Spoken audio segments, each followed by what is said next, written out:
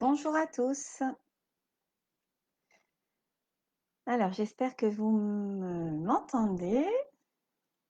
Voilà, je regarde un petit peu. Pardon. Hop là. Voilà. Alors, je suis ravie de vous accueillir ce soir on est donc le 11 novembre aujourd'hui. Il est important de savoir que c'est un jour férié et pour quelle raison c'est un jour férié? C'est un jour férié en lien avec la Première Guerre mondiale. Voilà, donc il y a eu dans toutes les villes des commémorations. C'est des événements dont on peut vous parler lors de l'inscription, enfin au moment de vos oraux pour le concours de CRPE. Donc voilà, aujourd'hui, cette vidéo, ce Facebook Live est en lien avec justement une partie de l'oral. Donc au concours de professeur des écoles, le CRPE, il y a 2 épreuves écrites et 2 épreuves orales. Donc une de ces épreuves, c'est le dossier professionnel. Donc c'est une épreuve très importante, qui est, une épreuve que je connais bien puisque pour vocation CRPE, eh bien je suis, référente, de ce dossier et donc si vous vous inscrivez, chez nous, eh bien vous pourrez avoir l'occasion de regarder des vidéos qui expliquent bien comment faire ce dossier. Bonsoir, Marion. Alors très bien, on m'entend très bien, tant mieux, tant mieux. Bonsoir Caroline, bonsoir Sonia, bonsoir Esteban, Coralie, Julie, bonsoir à tous. Donc ce dossier au concours, cet oral, est un peu particulier parce que il se fait en 2 temps. Une première partie que vous allez concevoir par vous-même chez vous. Donc voilà, c'est un dossier professionnel. Si vous voulez avoir des informations un peu plus précises, n'hésitez pas à vous, bonsoir Corinne, à vous référer sur les textes de loi qui s'y réfèrent. Donc vous avez l'arrêté du 19 avril 2013 qui a été modifié le 13 mai 2015 et qui a été modifié très récemment avec l'arrêté du 8 avril 2019 et je vous évoquerai les raisons pour lesquelles il a été récemment modifié. Donc cette épreuve donc elle est constituée d'un dossier que vous allez rédiger chez vous. Alors chez Vocation CRPE, on ne vous laisse pas tout seul puisque vous avez un tuteur qui vous accompagne toute l'année. Bonsoir Véro, qui vous accompagne toute l'année, tout au long de l'année. Vous pouvez discuter avec lui, échanger par mail à raison d'1 heure par semaine, et ce jusqu'à ce que votre dossier soit terminé. Il vous aiguille tout au long de l'année, il vous guide, voilà, il vous prend par la main parfois, il vous remotive, ça c'est très très important. Donc voilà, ça c'est le fait de constituer son dossier. Donc c'est un dossier d'une dizaine de pages. Ce dossier va être envoyé, donc c'est un thème, vous devez choisir le thème, je vais aborder les thèmes que vous pouvez choisir. Il faut choisir le thème au moment de l'inscription, au moment du concours. Donc ça c'est très important de le savoir. Alors donc, une fois que vous avez rédigé ce dossier, vous allez l'envoyer, le jury le recevra, en prendra connaissance et le jour de l'oral, si vous avez réussi l'écrit, vous allez passer aux épreuves d'admission qui sont donc les oraux et donc le jour de l'oral, vous allez vous entretenir avec le jury. Alors tout d'abord, 20 minutes où vous aurez à présenter cet oral. Donc ça, c'est un temps qu'il faut absolument préparer. Chez Vocation CRPE, les candidats ont la possibilité de faire des Skype avec des faux jurys, puisque tous les professeurs de vocation CRPE sont jurys au CRPE dans différentes académies. Donc, du coup, on est tout à fait à même de poser les questions adéquates. On sait exactement sur quel thème, en général, le jury essaie de vous amener. Et donc, voilà, pendant 20 minutes, vous présentez. Ça, c'est un temps où on ne vous interrompt pas. Et ensuite, pendant 40 minutes, vous allez échanger avec le jury. Donc ça aussi, ça se prépare avec votre tuteur si vous êtes chez Vocation CRPE. Ou alors, si vous préparez seul cet examen, eh bien, il faut absolument vous préparer à ouvrir sur différents sujets, sur d'autres cycles que ce que vous auriez choisi. Voilà. Et au niveau des notes, eh bien, la première partie est notée sur 20 points. On va vous noter sur votre présentation et sur la qualité de votre présentation et de l'oral. Et ensuite, 40 minutes qui sont notées sur 40 points. Donc en tout, ça fait une note sur 60. Alors, ce dossier ne doit pas aborder le français et les mathématiques qui sont dévolus à l'écrit, aux épreuves écrites. Vous devez choisir une matière, un domaine en dehors du français et des mathématiques. Donc, vous avez tout le loisir de choisir en sciences, en histoire, en géographie, en histoire des arts plastique, en éducation musicale, en enseignement moral et civique. Et donc, depuis 2019, vous avez la possibilité de choisir des langues vivantes étrangères. Alors, la particularité pour la langue vivante étrangère, c'est que une partie de l'échange avec le jury, le moment des 40 minutes, 20 minutes se fera dans la langue que vous aurez choisie au moment de votre inscription. Donc voilà, il faut être sûr de bien savoir parler dans la langue que vous allez choisir. Les membres du jury à l'oral sont de 2. Voilà, c'est de 2. En général, il y a un inspecteur et un conseiller pédagogique. Oui, je ne me suis pas présentée, je crois, excusez-moi. Je suis Cassandre Nadjar. Je travaille donc chez Vocation CRPE depuis 3 ans. Et ce qui m'a fait penser que je ne m'étais pas présentée, eh bien, c'est parce que je suis moi-même conseillère pédagogique de circonscription. Je suis membre du jury au moment du concours également et donc voilà, j'ai déjà été jury 2-3 fois déjà. Alors donc, une fois que vous avez choisi, votre thème, il va falloir rédiger ce dossier. Donc ce dossier professionnel, il doit, comporter 2 parties. Une première partie qui va s'intituler «Les fondements théoriques, les fondements scientifiques» et la deuxième partie qui est la présentation d'une séquence pédagogique. Alors pourquoi est-ce qu'il y a une première partie théorique? Eh bien pour cela, il faut se référer au triangle pédagogique d'Houssey. Et ça, c'est quelque chose que vous pourriez aller voir hein, si vous êtes intéressé. Houssey, H-O-U-2-S-A-Y-E. Et il explique que l'enseignant, voilà, il est à un bout du triangle.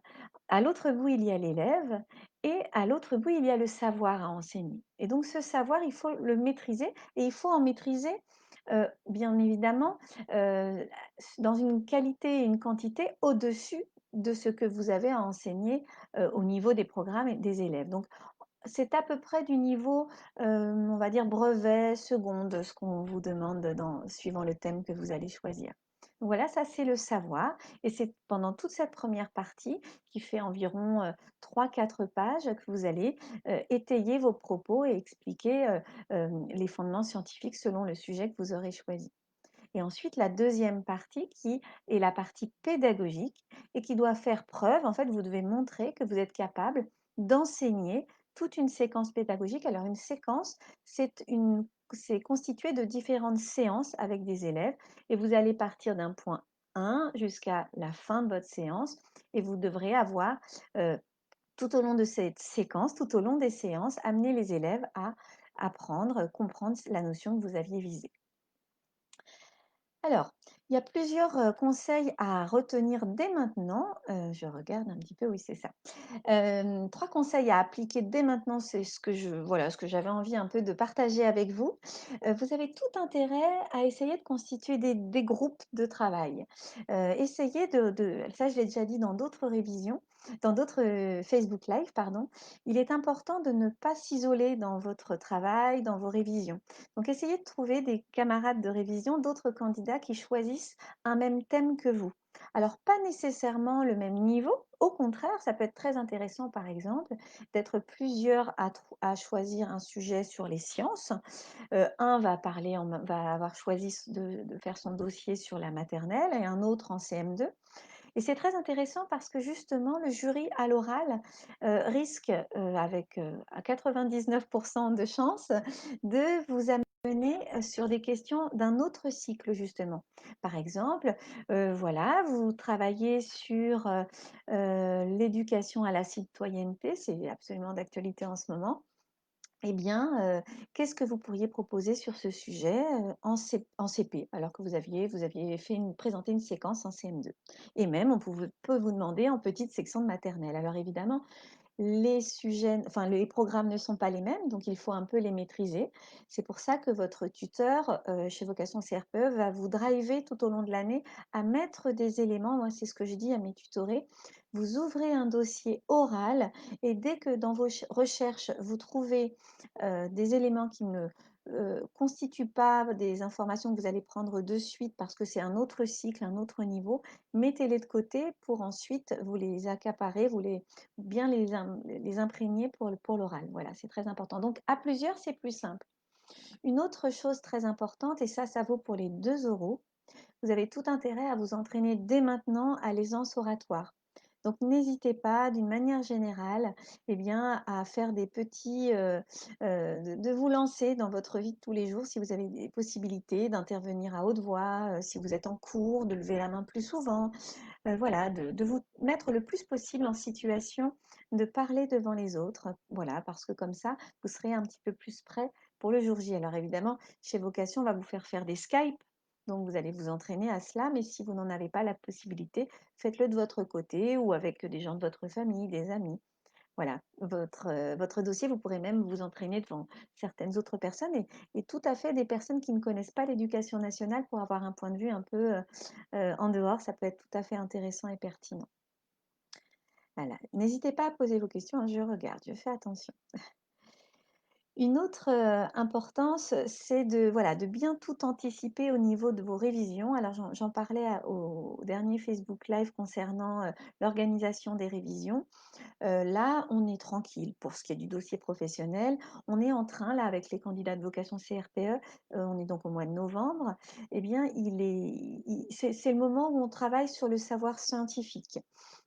Alors, le jury peut-il poser des questions sur d'autres sujets? Oui, tout à fait, Shan, pardon.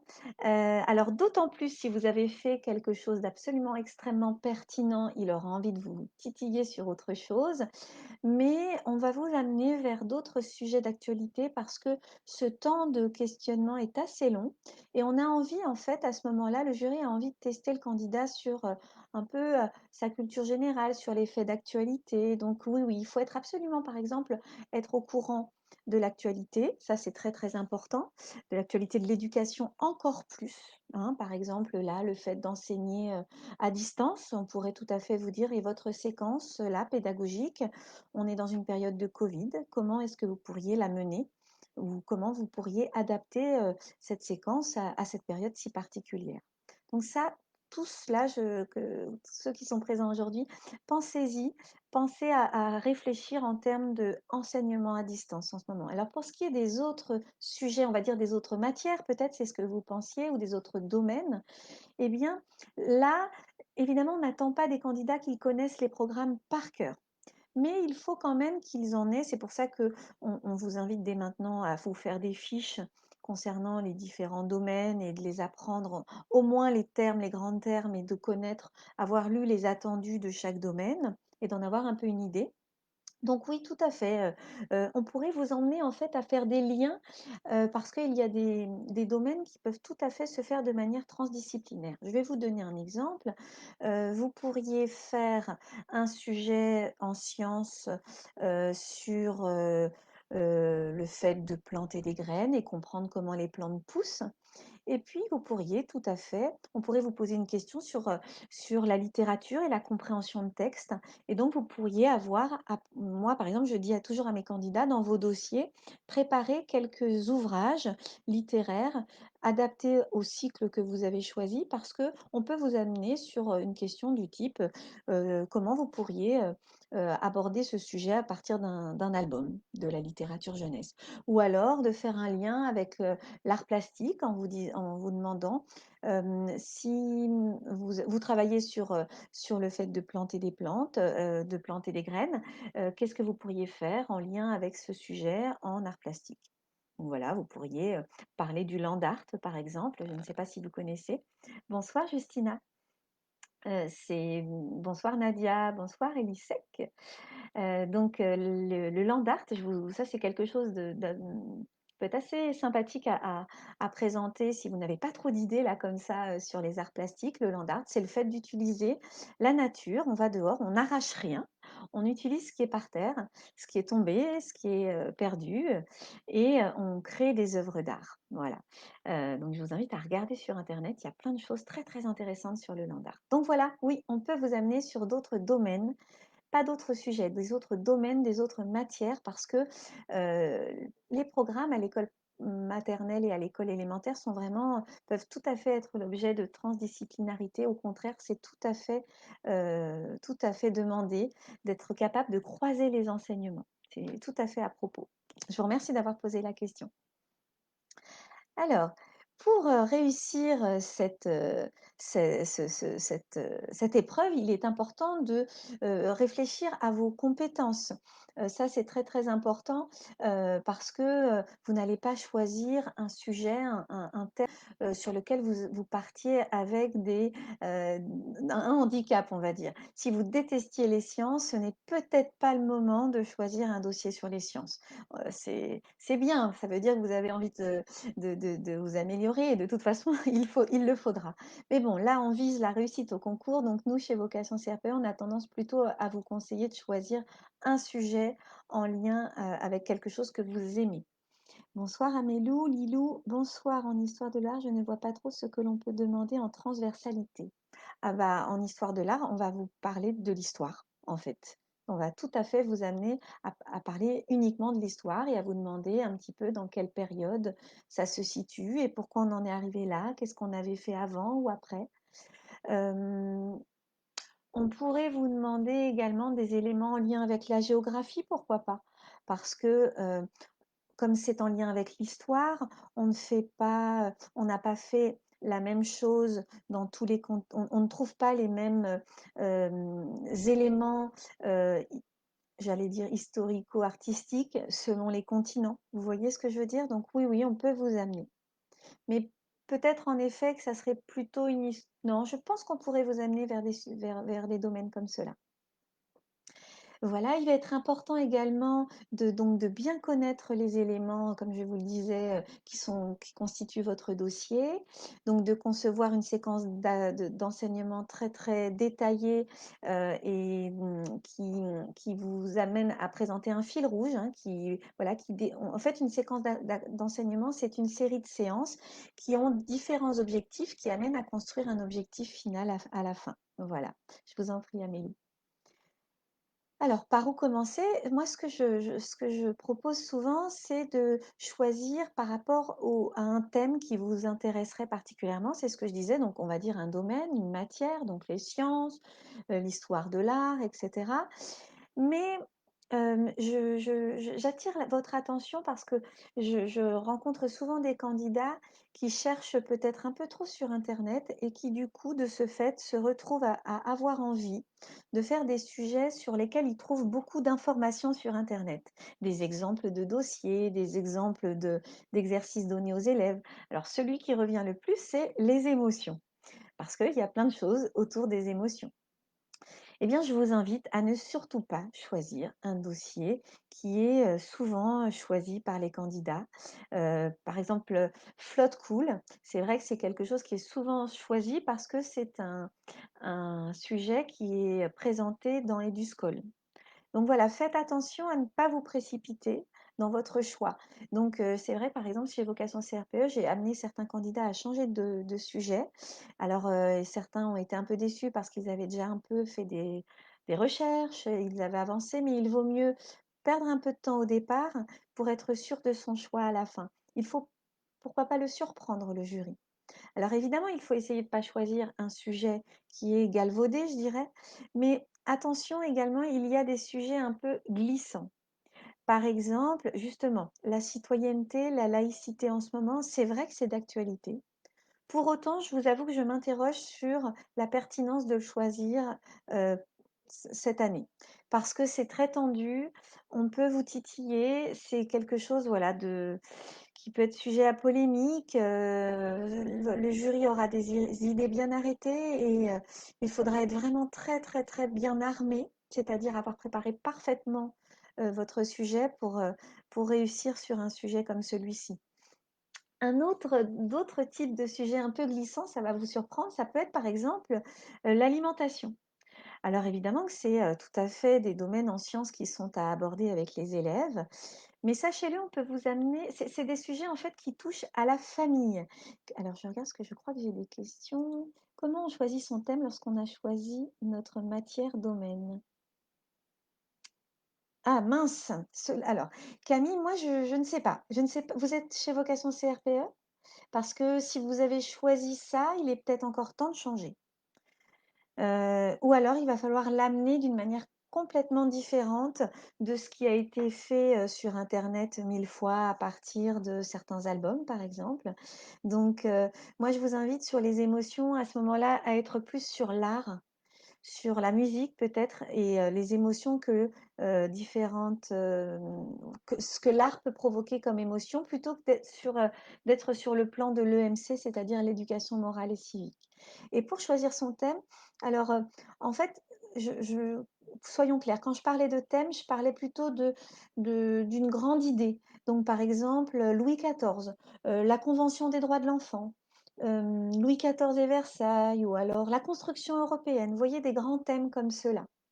Par contre, si vous entrez par l'autre possibilité, c'est d'entrer par une discipline, j'ai peut-être pas été suffisamment précise, excusez-moi.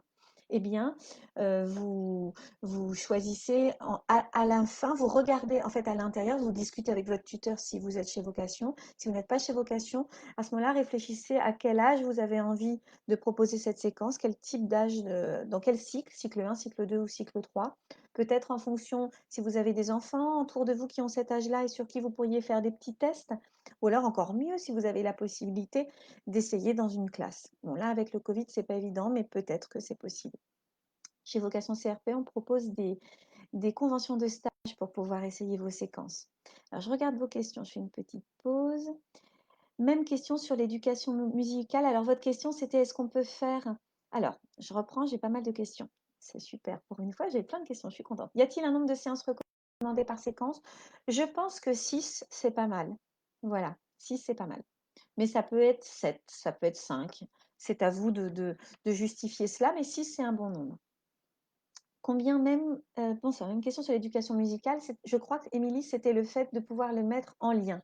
Alors, éducation musicale, je dirais qu'on pourrait le mettre en lien avec l'éducation physique et sportive, c'est-à-dire que on va essayer de ressentir les émotions liées à la musique par le corps et peut-être travailler sur la composition, pourquoi pas, d'une configuration, une danse ou quelque chose comme ça. Il faudrait peut-être poser la question à Elsa, qui est spécialiste de l'EPS chez Vocation CRPE. Alors, j'ai répondu à Zélie. Je souhaite travailler sur les émotions en art visuel. Non, là, ça me va. Émotions et art visuel, c'est tout à fait recommandé. Ça va tout à fait. En fait, sur les émotions, ce que je dis qu'il vaut mieux éviter, c'est quand on veut parler des émotions en cycle 1, notamment, en lien avec l'EMC, c'est-à-dire l'éducation morale et civique. Voilà, c'est un sujet qui est un peu galvaudé.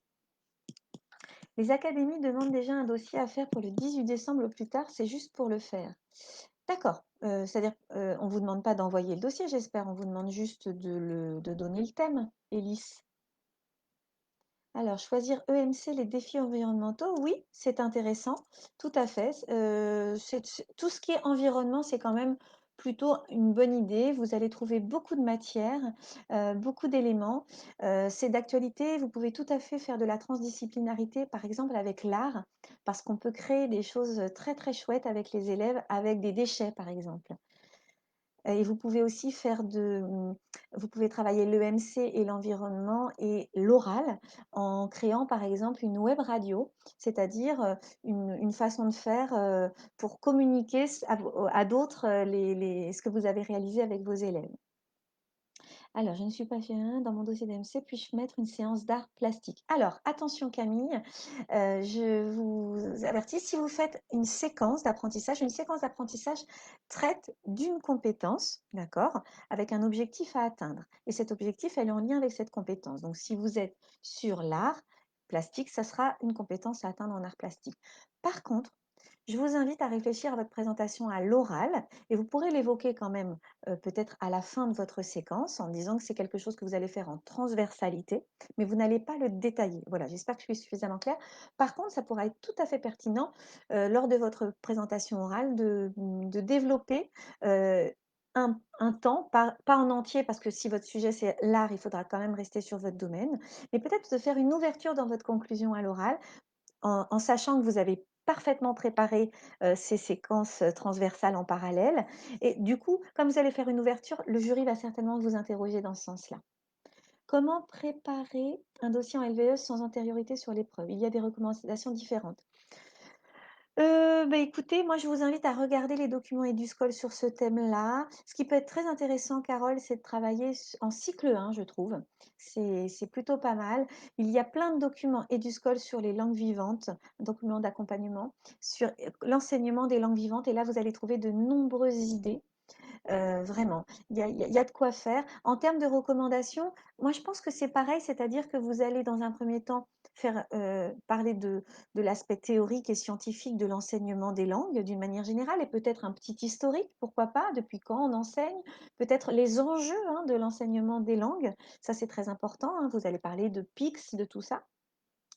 Et puis ensuite, dans la deuxième partie, eh bien, de développer votre séquence d'apprentissage en vous appuyant sur les documents EduScol. Ça, c'est extrêmement important. Certaines demandent de l'envoyer après les écrits ou de l'amener le jour de l'oral. D'accord, mais en tout cas pas en décembre, rassurez-moi, parce que c'est pas prêt sinon. Ça fait un peu juste. Dans mon dossier en géographie cycle 2 sur connaître son environnement proche, je fais une séance de PS. Est-ce que je développe cette séance à l'oral? Alors voilà, c'est ce que je viens de dire. Je pense que vous pouvez la développer un peu, mais pas trop.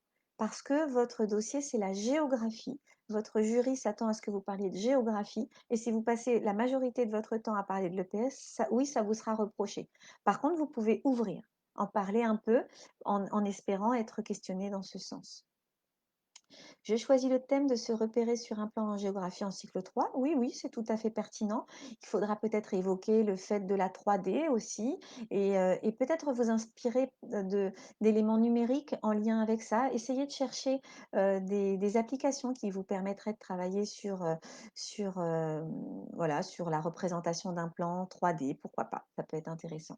Et réfléchissez bien à qu'est-ce qu'on fait avant ça, en cycle 2. En cycle 1, ça c'est très important, la représentation de l'espace, elle se construit, difficilement. C'est quelque chose, qui peut être, difficile pour les élèves.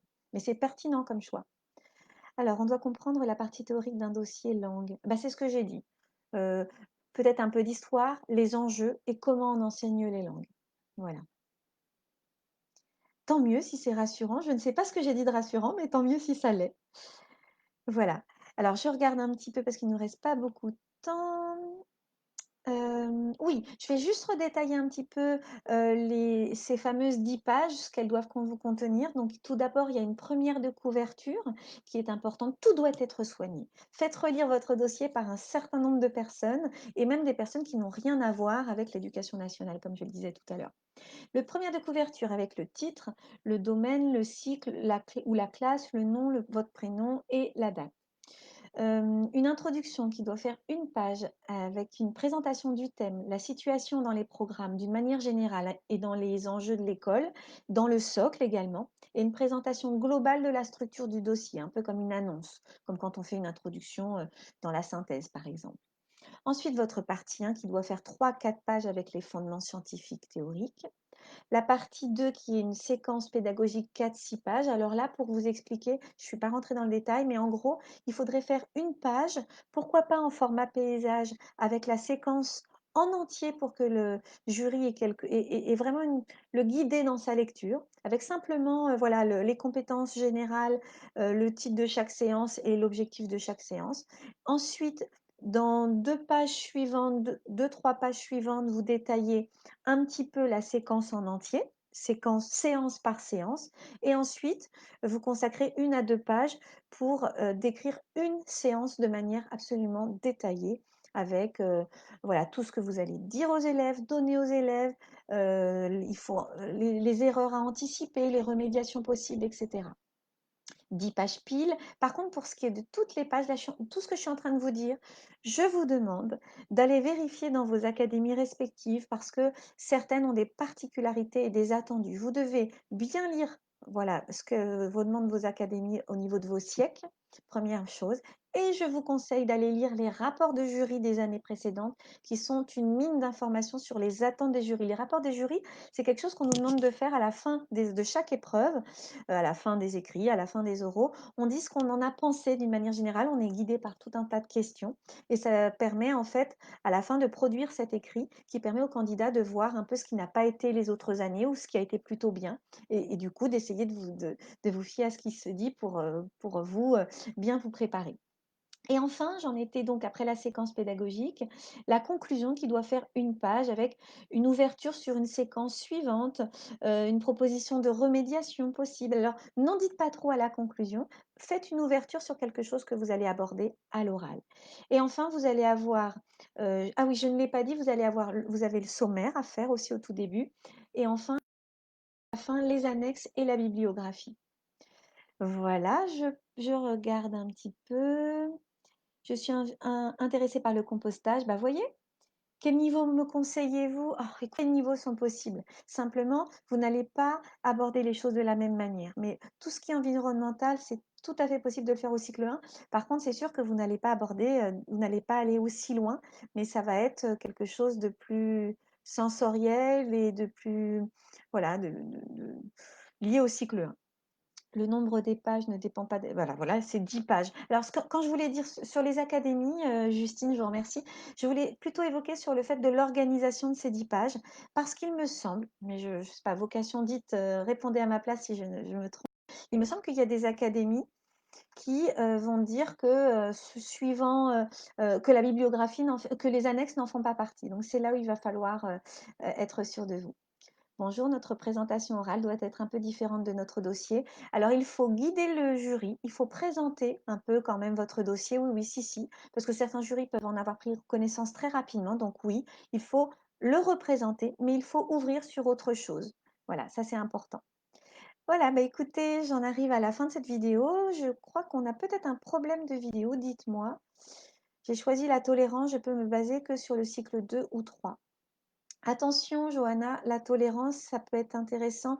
Essayez d'éviter d'être sur les sujets un peu trop actuels. Voilà, c'est la tolérance. La tolérance en ce moment, c'est vrai que c'est avec ce qui s'est passé, tout ce qui s'est passé en lien avec les attentats, etc. Je trouve que ça peut être un sujet un peu compliqué. Alors, essayez à ce moment-là carrément de vous retirer de ça et d'être sur la tolérance, je ne sais pas, filles-garçons ou vis-à-vis des élèves en situation de handicap. Voilà, essayez un peu d'ouvrir à d'autres choses.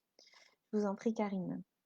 J'espère, Johanna, que j'ai répondu à votre dossier, à votre question, pardon.